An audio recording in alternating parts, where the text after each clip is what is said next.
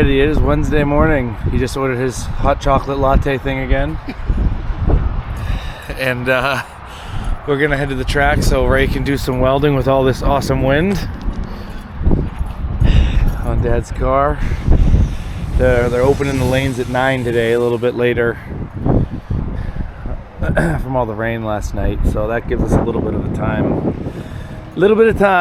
So we're gonna head out that way. We're about 15 minutes from the track today, which is nice compared to the 45 minutes of yesterday. We got about 6 hours of sleep, so feeling good. It's like we're all new men. Every day getting a little more. Yeah. I'll keep you posted. Alrighty, we just got some parts from the pad store. And didn't have relays though. AutoZone always used to have like the headlight relay with the pigtail. When I worked there at least, they used them all the time. Of course, the guy behind the counter was a frickin' attitude. Vinny said it was because I was running around at 1,000,000 miles an hour and the guy was early and telling him what to do because he was going too slow. But and on our level, man, either way, no relay. I do have one I found in my box from a couple years ago. I'll make that work. I just was hoping to have the whole pigtail kit. So we're gonna do that for his starter because he's got some starting issues. Voltage drop down there. I had to do the same thing on my car with the fuel injection. The old systems only needed like 8 volts to start, and there's quite a bit of a draw on the old shitty setups. So I have a relay under his dash that powers everything from the computer and stuff from key on, with nothing down in the starter. So just like I had to add to this, I'll do it to his. And Ray is gonna weld up his caliper bracket.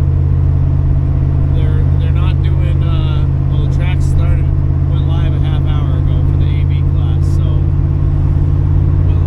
we are 8 minutes out and we should be able to get it all welded by C class. If not, Dad will take it past the next go around, so we'll keep you posted.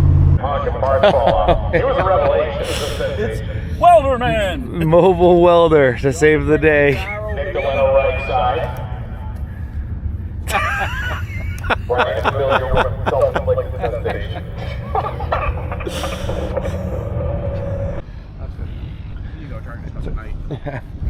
I did not last night. All right, we made it. I don't remember if I said this yet or not, so I'm making one. We made it day 3. We are at. Hey, what drag strip is this? A lawnmower basically when they were building the What? Montana. Maple Grove. We went to Maple Grove drag strip.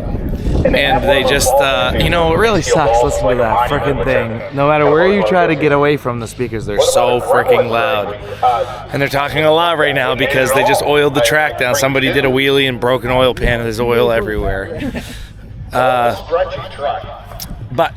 So, fixed Dad's brake lights, fixed the starting issue. So they're working on putting the caliper bracket stuff back together.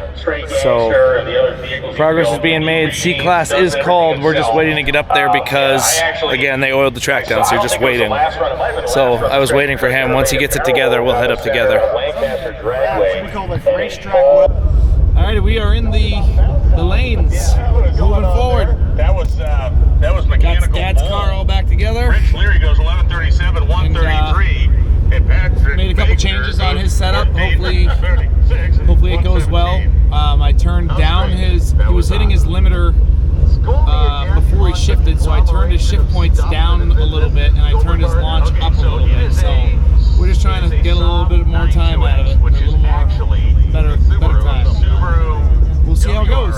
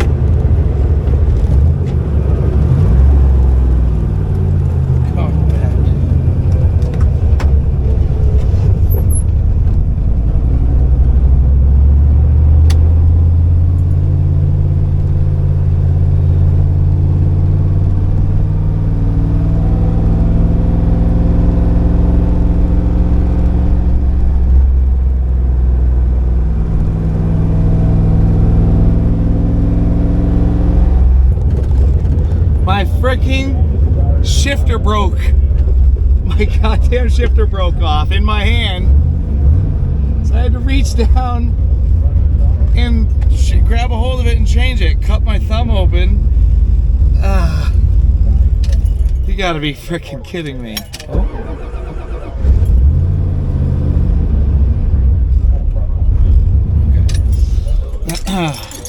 Great. So now we gotta do some welding because that's no good. It's an 11-2.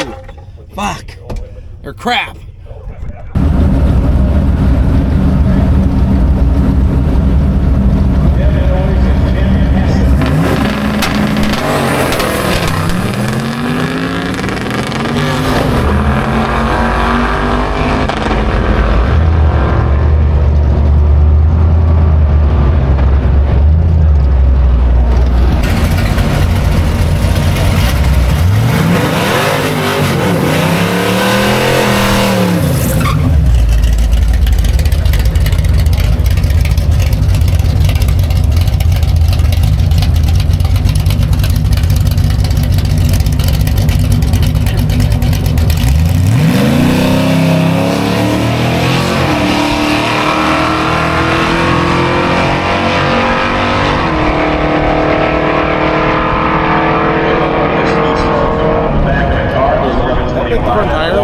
Well, I guess you could say I missed the gear. Yep. We're gonna have to do some fixing there. Now we have to wait till all class. John Lorenco and Greg Hall. Welcome to another long day. Lorenco, Here we go. Buick Grand National. Hall, the 1997 Mustang Cobra. We found a bolt. I don't know what the chances. Ray had a fine thread bolt that's the right threads. So we just cut the shifter down and he's about to TIG weld this bolt to the shifter so we can get back in line to try to make one more pass. 3/4 and fenders on this thing. Crazy. I'll just say it. Just do it. Gonna make one more pass. They just opened up all runs, so chopping at the bit here.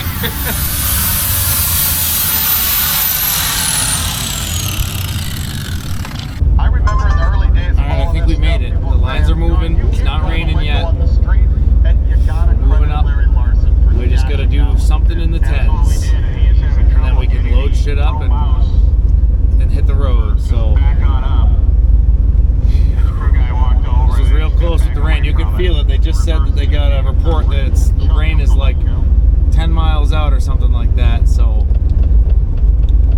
here we go.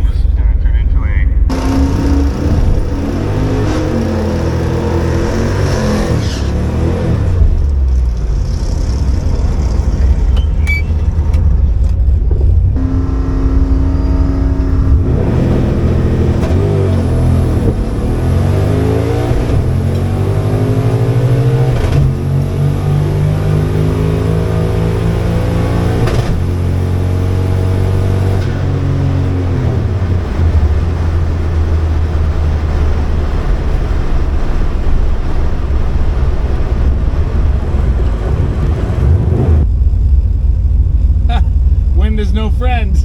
Thank you. Oh, jeez. Wow. Thanks. A 10.75. I mean, hey, it's a 10. I'll take it.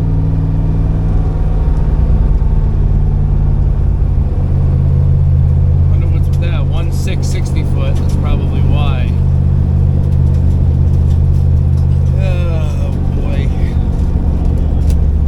Hey, it's better than the 11.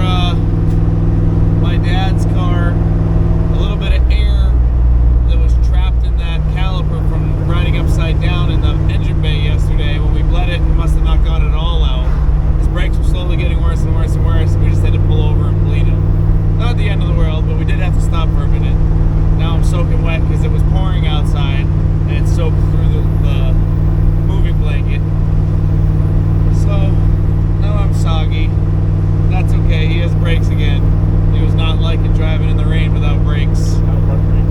So now the only last frustration is he has to we hardwired his headlights on.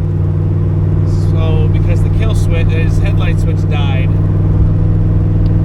and he has to get out and shut the kill switch off every time. So he keeps forgetting to turn it back on, and he's tired and he's hungry, so he's hangry, and they're not good. But yep. Also, I talked to a friend, Brian. If you've watched these videos, I referenced him last year, and he was talking to me about the moisture content. Freiberger talked about what it was and how much it changed when it was about to rain. Because I was like 6 miles an hour slower in the quarter, and he said that doing some math, that change in weather, I was probably almost 75 horsepower low, right because we ran right before it poured. So I'm hoping that's all it was with my car. We'll find out tomorrow. And now we're racing the clock because we gotta get the AutoZone to 410, and our ETA now is 940. So as long as nothing happens, we should make it. But fingers crossed. Well, everybody, it's your favorite broke down crew. We're back. Night. Now the other side caliper bracket broke. We had air issues with the brakes, so we rebled them, and then we checked it with the line locks. It broke that side. So now we're here back, and we're taking it back apart to do the same thing. Now we know what to do. It should go quicker. Hopefully we're going to clamp it up in the engine bay. Then we're going to drive to the parts store tomorrow. We'll get more pins, and we'll weld this one up tomorrow at the track. We're gonna hose clamp this thing right to the lower control arm with the lower control arm. Oh, good. So we don't have to disconnect it? Yep. Beautiful. And it works as a spacer in between the pads. It's the right width. And the tire won't touch it? No, I don't think so. Beautiful. Well, you want to put the tire on before you spend the time tightening it? We can, but I think it's going to be okay. We can check it. I mean, if it's inside the width of the rotor, it definitely won't. Look in here, Devin. What do you think? I mean, the rotor doesn't. Oh, I don't think the tire could touch that. I don't think so either. You did turn it to check the rotor? Yeah. Okay. As long as when it flexes up, it doesn't break the brake line on. I don't think it will. I think it's going to be okay. Yeah, adventures. But at least it's not like midnight. It's only, I think it's 9 o'clock. Biddy just went and got some food over at the little gas station. Smorgasbord of some cardboard pizzas. So, cheers. Alright, Chrysler's inverted. We got his brakes all clamped up to the A-arm this time. Instead of putting it up in the engine bay and having to take the caliper off, we just stuck it right on the A-arm. There's a spot that it would fit, and we hose clamped into it so it can't come off. So that's what we did. We were probably only stopped for 20 minutes tops. Biddy went over and got some pizzas. So now we're rolling to the hotel. We are 45 minutes. It is 9:24. We're still way ahead of midnight. Or no. Alright, we made it to the hotel. Wednesday night, before 10 o'clock, I think. No, before 11 o'clock. It's 10:30 or something like that, 10 something. So, pretty good.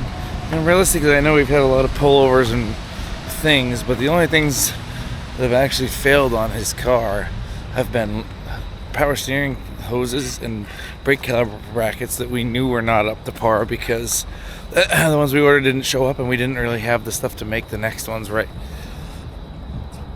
So, all in all, not too bad. Now time to go in and get some sleep.